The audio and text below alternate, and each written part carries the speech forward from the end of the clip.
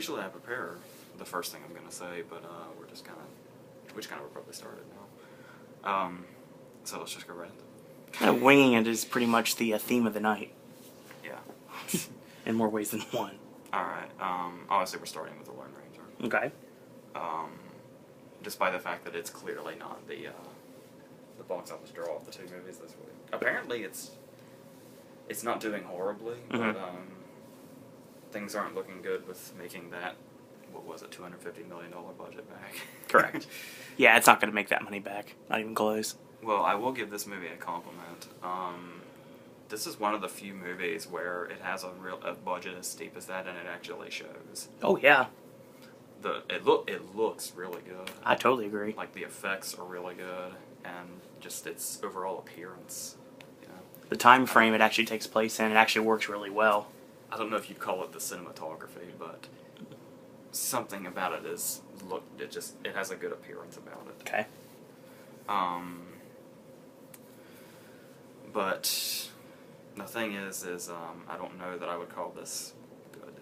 Okay. I mean, very predictably, the critics are just tearing it apart.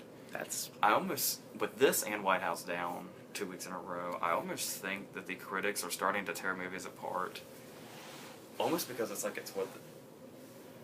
a habit. Yeah, like I can see that. They just see movies that look like this, and they already know in their head, oh, this is something that I would tear apart. So. This can't be good. There's no way. Yeah. I know, it's not like I haven't read the reviews, but I assume it's not like, what's got on Rotten Tomatoes, like a 20-something? It's like 23, I think, is last time I checked. But then again, that was earlier last night. It's not that bad. No, it's not. The problem is this is the review, short, sweet, and to the point, but obviously I get more detailed. But it's got a great first half hour. Agreed. It's got a great second half hour. Mm-hmm. It's got a great last half hour. Okay. The hour and a half in the middle's the problem. Ouch. For starters, I think I'm not a huge fan of the formatting as far as, we start off with the kid who's at the carnival, and it's like 1933, I think it's yeah. And, there's, he goes, and it's Tonto. He's not really his plaque just said, like, Native American in his habitat or something, but yeah. Just halfway through the movie, I didn't know if we were supposed to know it was Tonto or not. And then just like halfway through the movie, suddenly just the kid knows it's Tonto. Like it's just You're Tonto. It just happened. It wasn't really a reveal. It was just kind of there. I know it was one of those things that wasn't spoken, but it was something you could definitely tell. That was Depp in makeup, I think. Oh yeah. That's a pretty good makeup job. I agree. It took me a while to figure that out. He looked like a 90-year-old gypsy. It was perfect. I think he did with his voice too. Kind of like what Dustin Hoffman in Little Big Man, what he had to do for that movie. Yeah. Yeah, that much like in 21 Jump Street, I didn't know that was him in the makeup for a while.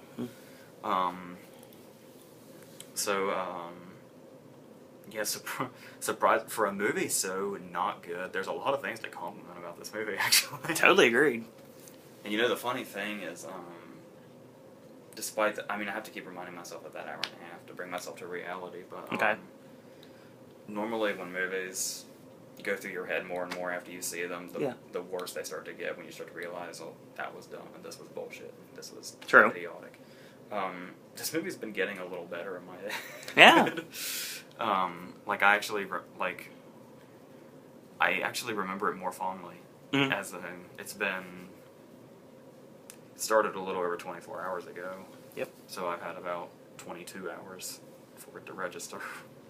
And I saw a TV spot go by today, and it was, I didn't go ew when I saw that TV spot. Yeah. Like, when I see a TV spot for like, what's something that was really bad recently? I could probably look through and find an example. World War Z. When I see shit for World War Z, I cringe and get it away from me. I cringe for the heat, but that's just me. But, I didn't feel that way about The Lone Ranger. Not at all. We can talk about some problems, though. Okay. Okay, the big problem with this, the big thing that really brings this movie down, I'm sorry to say it, the thing that really brings this movie down for that middle is Depp. And only because it's Depp doing his Depp thing. Yeah. The whole time. It never lets up. There is not one instance of, we'll call it Disney's Depp. Verbinski's Depp. Not being Disney's Depp. No, not necessarily, because Verbinski did Rango. Yeah, Rango's awesome. I liked what Depp did with Rango. Yeah, Rango's amazing. Even if, it was kind of the same thing, just animated, but still. This clearly is, The Curse of the Black Pearl is really good. Yes. Like, really, really good. Mm-hmm. But I hate the other Pirates movies. Well, here's the thing. We'll go backwards. On Stranger Tides is not good. At World's End isn't great. Dead Man's Chest is probably one of the worst movies I've ever seen. I hate Dead Man's Chest so much. I am aware you do. That was one of the worst theater experiences of my life. I didn't have a bad one. When you're in a movie theater and a movie's boring you, your ass goes numb. Yes. My entire body was numb for the last hour. You felt like you just got a shot of Novocaine with your entire body. Especially my brain. So, that's a big, yes, it's an obvious complaint, and it's a go-to for the critics, and it's just something, it's a bandwagon to jump on, but it's true. Tonto is Jack Sparrow in different makeup. Agreed. Saying, Different speech patterns, though. what's his fucking word? Kimosabi? Yes, that. That was not the word. I didn't know that's what you were looking for, but okay. Like 3 different words.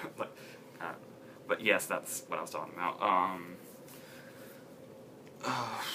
Well, first off, a lot of people, I'll clear up this controversy real quick. Not that it matters, but people were bitching that Depp was cast as a Native American. Apparently, Depp has Native American ancestry. I can see that. Cleared up. Anyway, also, I talk about how great the effects are, and they are. Oh, yeah. Particularly, the action scenes are really cool. But, what was up with those CG animals? I know. There were, the buffalo at the beginning? Yep. And the rabbits. Mm-hmm. Like, the insane rabbits. Jackrabbits on, with rabies.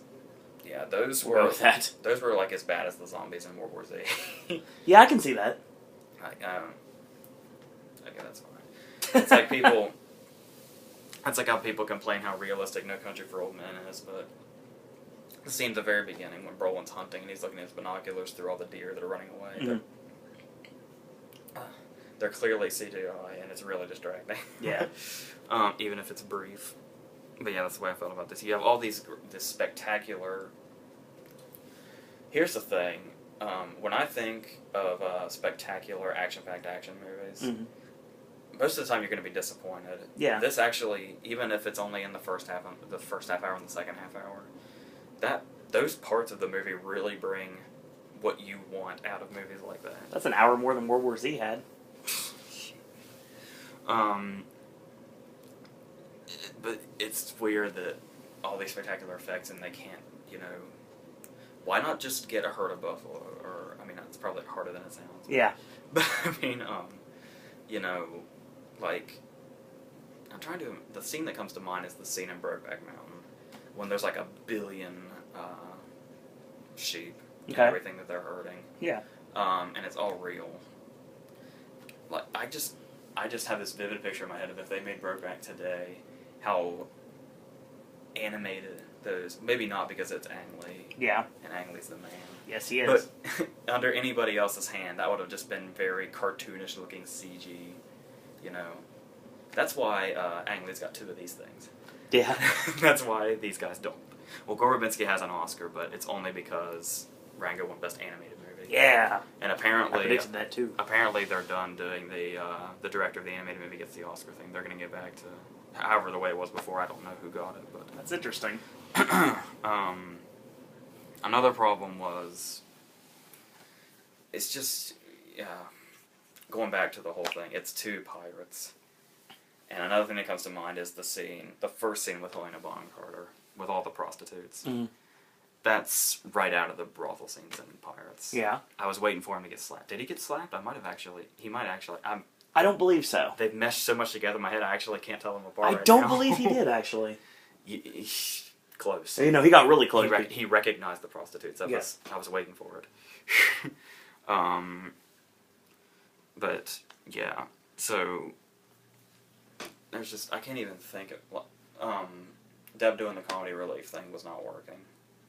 Like the like when they're buried and the like you were pointing out yesterday, the joke where the horse shits and they drag Armie Hammer through. Yeah, that was unneeded, to be honest. Well, Walrick, I hate to tear him down because he's really cool in real life. Everybody knows that, but I just hate to keep tearing Deb down. But here goes. Okay. While we're on complaining about Deb, we gotta bring up the credits. I understand that Armie Hammer has only been in 3 other movies. There's The Social Network. Yep. There is J. Edgar Mm-hmm. and Mirror Mirror. Correct. The Social Network, what he did was brilliant. He created 2 completely different characters. And like his head is just photoshopped onto Josh Pence's body.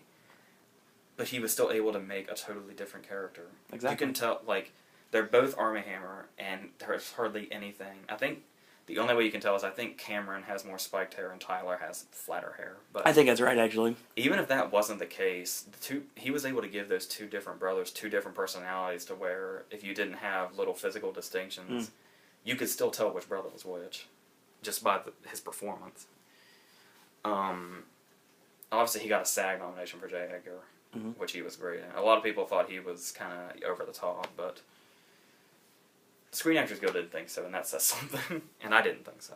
Fair enough. And yeah, Mirror Mirror, he was just having fun with the charming prince thing. That movie's just not good. It's not at all, but no. He was just. I'm not gonna hold it against him. Yeah. I really want this movie to succeed because I really want Armie Hammer to succeed. I mean, he's already, he was born successful because of his name, but, he's like I'm not quite sure exactly what is going on with his family, but, the Hammer name. Is it Armie Hammer?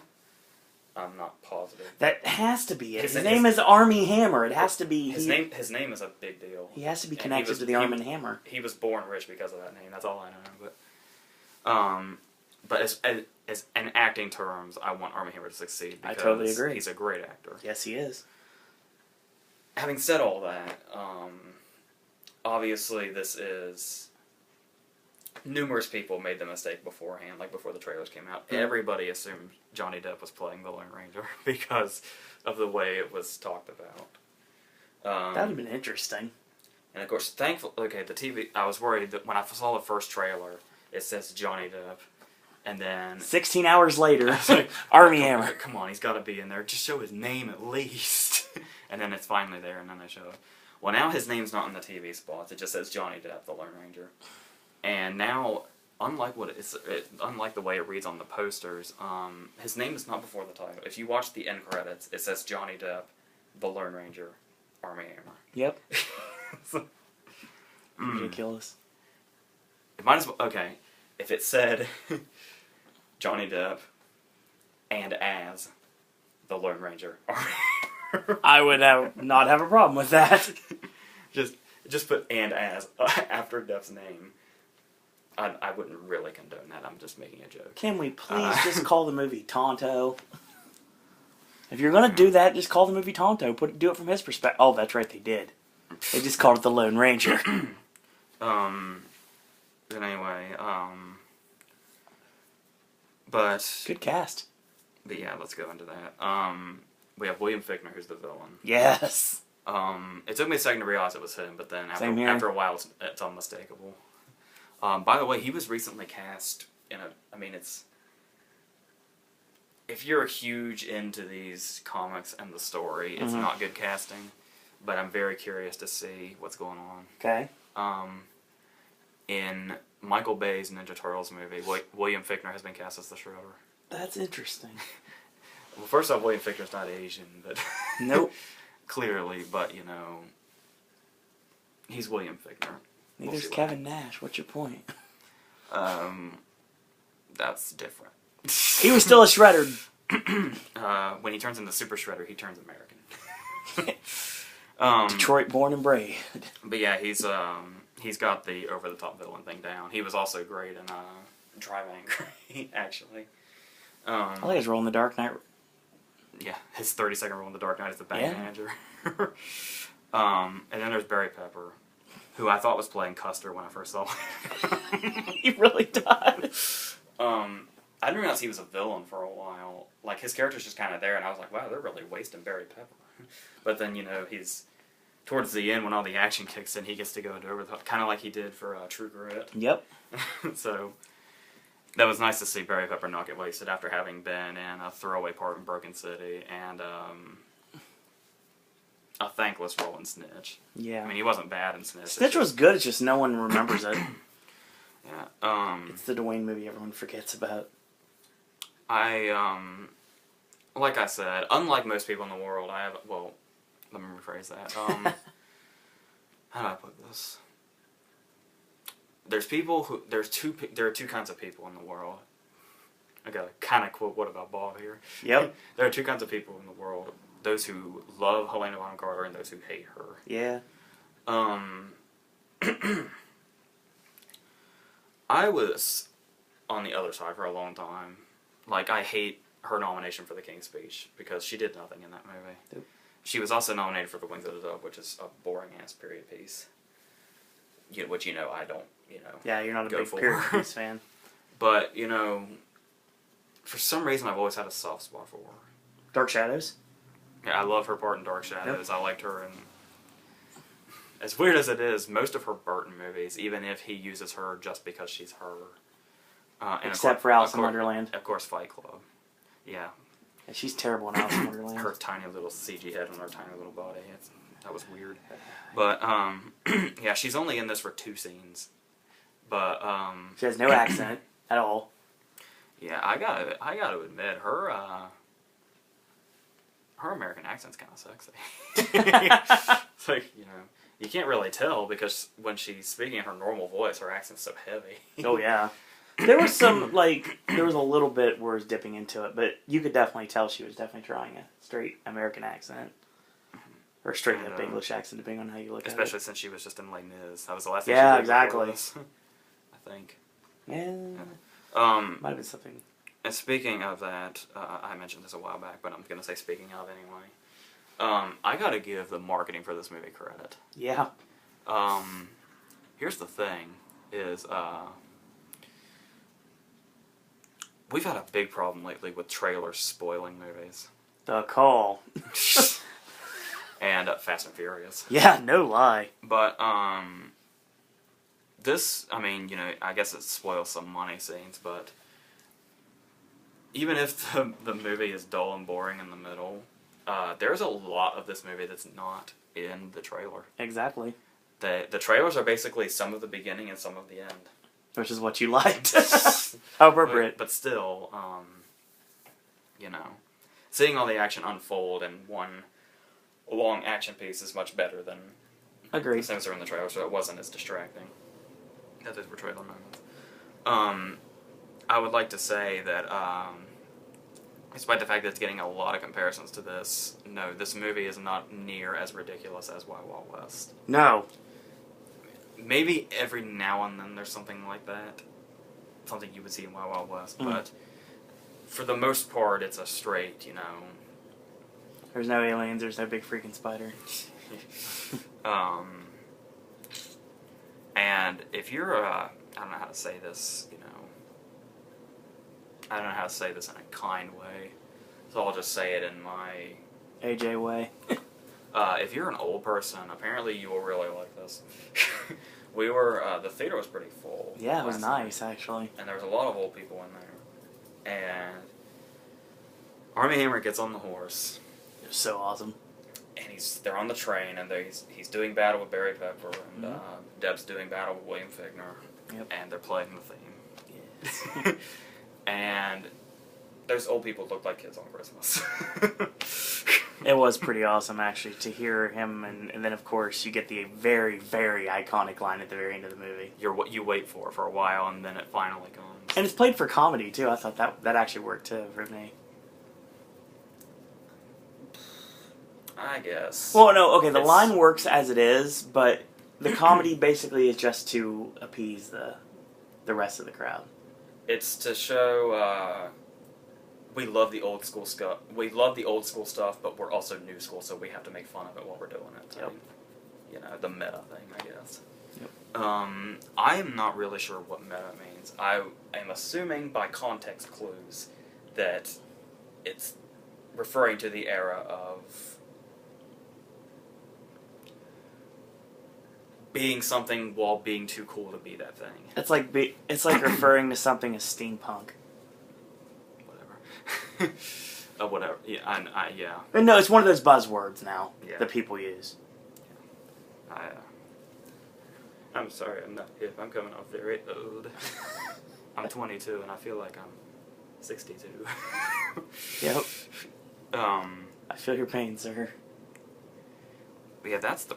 we forgot to mention, Tom Wilkinson and James Badgedale are in it, too. Your boy Badgedale. And Stephen Root shows up at the very end. Yeah, he does. Just to be Stephen Root. He's Jimmy James, is what Stephen Root's playing. He's playing Jimmy James in an old-timey setting. Yeah. That's exactly what he's doing. But yeah, there's, yeah, it's, you know... Like, we go back and forth with Tonto and the little kid basically just sitting there, and they're like, he's discussing what happened, and he's like, wait a minute, did that really happen? And then, of course, he's basically trying to debunk everything that he's ever been told. This is another one of those drinking game movies. Yep. Take a drink every time he feeds his goddamn bird. No lie. Feeds his bird, I guess. There's so many things involving Tonto that they milk to death. Mm-hmm. Much like Johnny Depp's other roles recently. It's funny because his dialogue is pretty much considered a joke by his own tribe. I guess. But, you know, that's the problem is... When I think about the beginning, when I think about the end, I want to like this movie so much. Like, this movie would be awesome. But that hour and a half in the middle just brings it down so much. And that's a big... I mean... If the movie's 2.5 hours long... I was going to say, hear the words when I say this. That hour and a half in the middle. That's the length of a full movie where this movie's not doing anything. Yeah.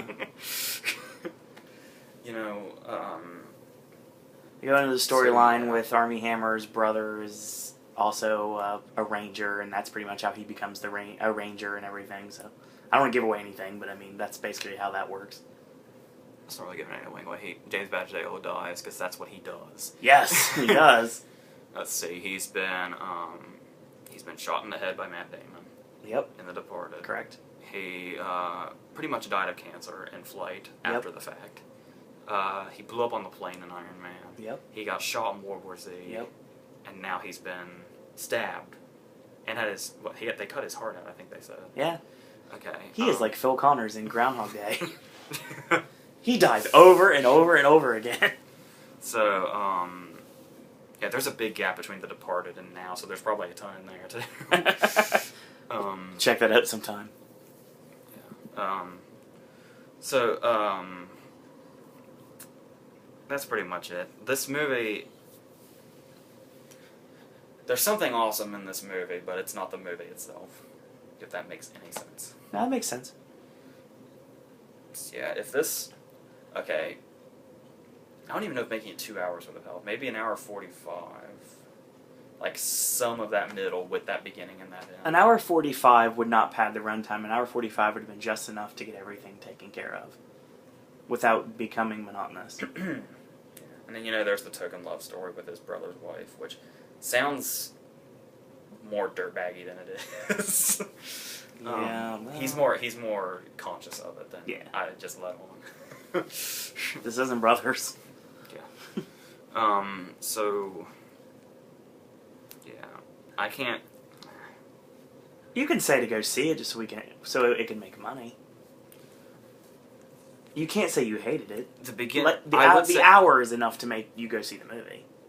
Yeah, but that's out of 2.5. I know. But some people actually like that stuff, though, the stuff in the middle. The people in the theater seem to be liking the whole thing. Yeah, very much so. So, you know.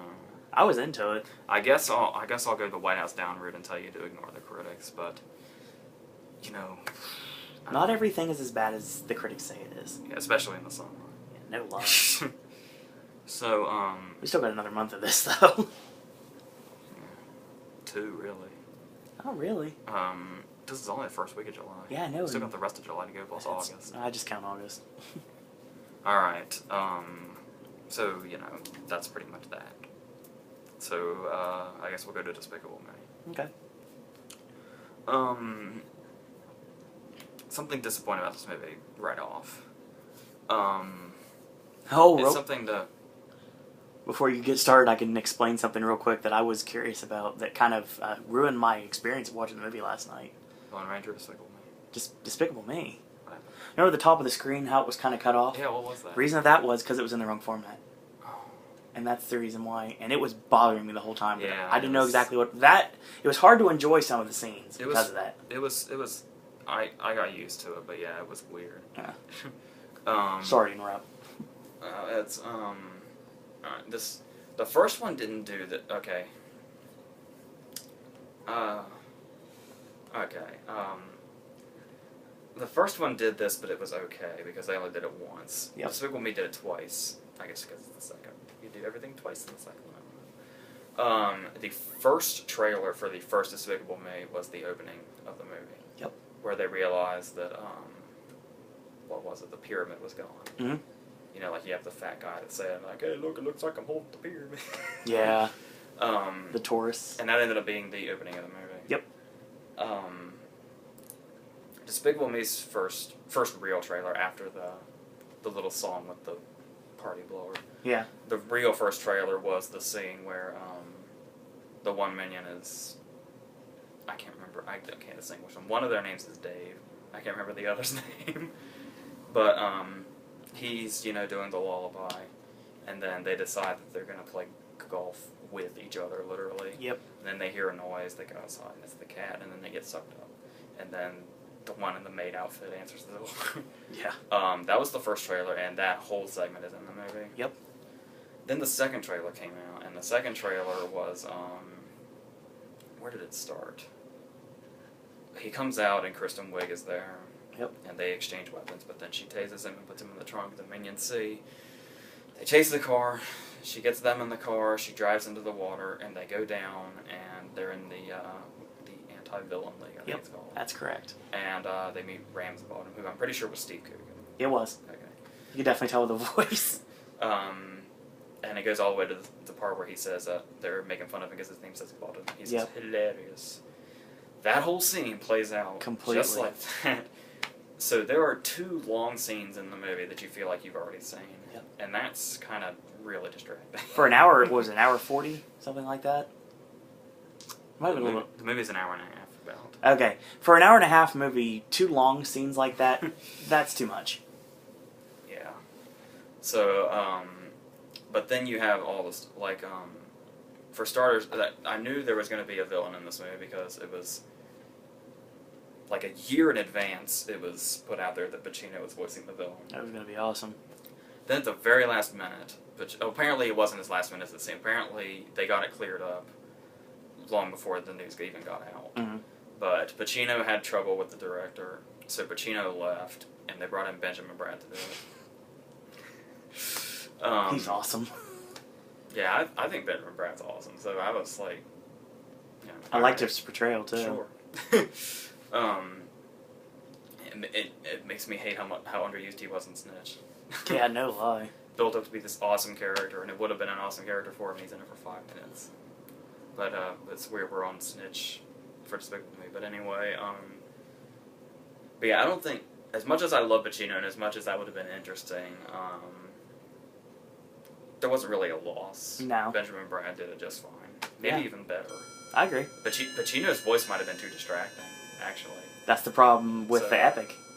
Yeah. The voice is way too distracting. Benjamin Bratt was able to do, the funny accent and all that. Yeah.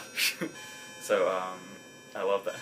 I love that the whole theater laughed when he walks in. And he just catches you off guard, too. He just says Was it that he just saw that somebody was in the restaurant. Yep. And his immediate reaction is, somebody's going to die tonight. Everyone laughs. It's like it's such an over-the-top reaction.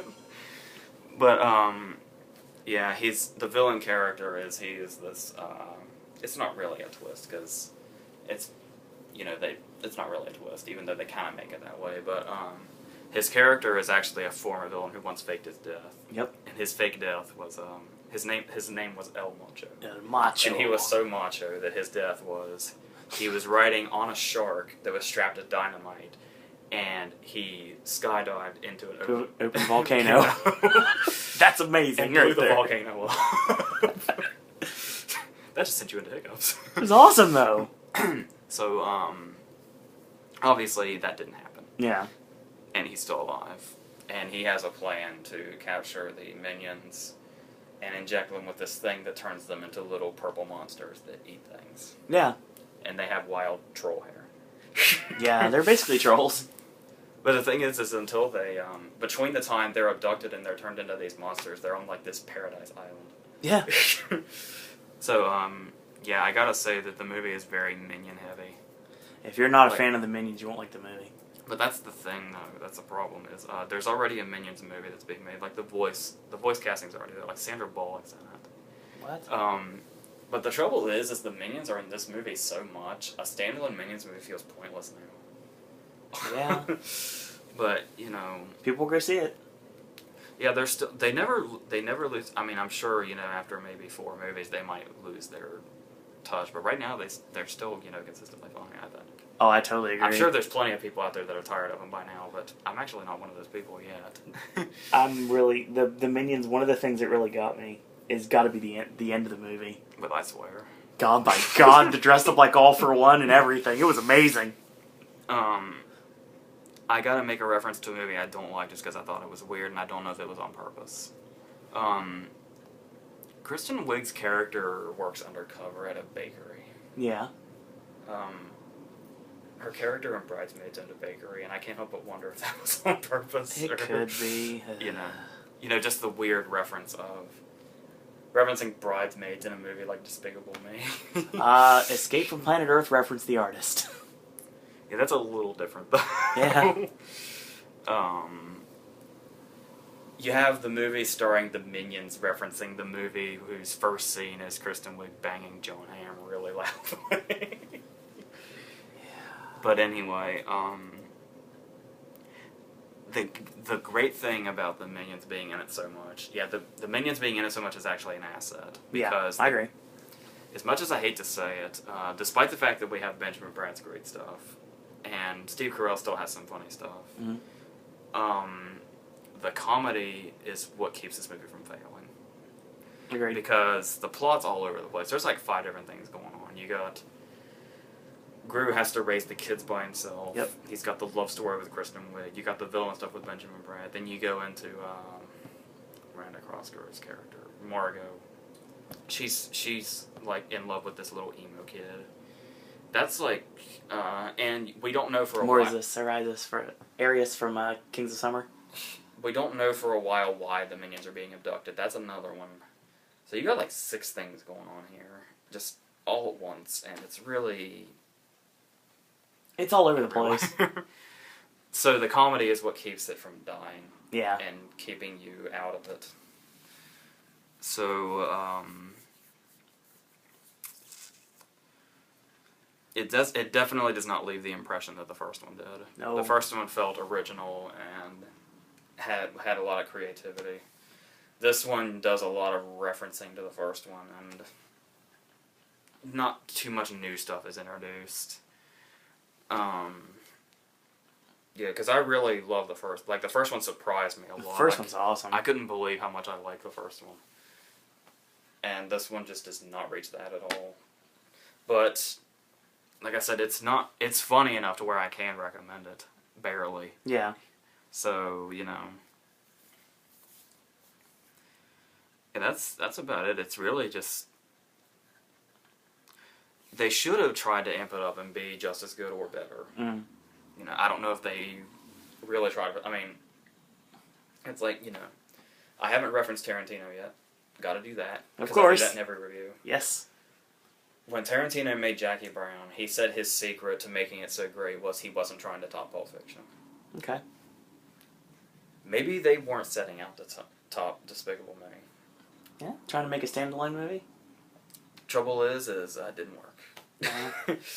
Uh-huh. So they probably should have at least tried a little bit to reach for this heights if they weren't. And if they were, they obviously didn't quite make it. You also get the iconic Pharrell Williams song that was the credit music for the first teaser trailer of the first Despicable Me. It's also at the beginning of the movie, too. Yeah. But then it doesn't show up in this till the end credits. Yeah. I was waiting for it, honestly. Yeah, there were a couple of times where it sounded like it was starting up, but then they cut it off. So yeah, the likability of the Minions keeps us afloat long enough to get through it, and the Benjamin Bratt stuff. Agreed. I also did like the they go to that party that he's throwing, and for some reason, if you're depressed, you're wearing this sombrero made of tortilla chips With guacamole and the brim has guacamole in it, and you just for some reason that was funny. It made me laugh. In that little moment where he's breaking some off and eating it, and then when he bends down, some guacamole drips out of the place he broke off. So yeah, they should have strived to at least be as good as the first one. Agreed. But they just make it it's a passable thing that'll shut your kids up, I guess. You're using that a lot lately. But because animated movies are usually so above this. We've got Turbo in a couple weeks. See what they do with that. I don't know either. Next week, it's going to be rather packed. Potentially. Yeah. There's Pacific Rim. Mm-hmm. There's Grown Ups. There's VHS 2. And probably The East. And Kings of Summer. Yep, that's going to be all reviewed on Friday next week, it looks like. So, yeah, I guess, either one of these movies you could take or leave. It's your choice. So, that's it.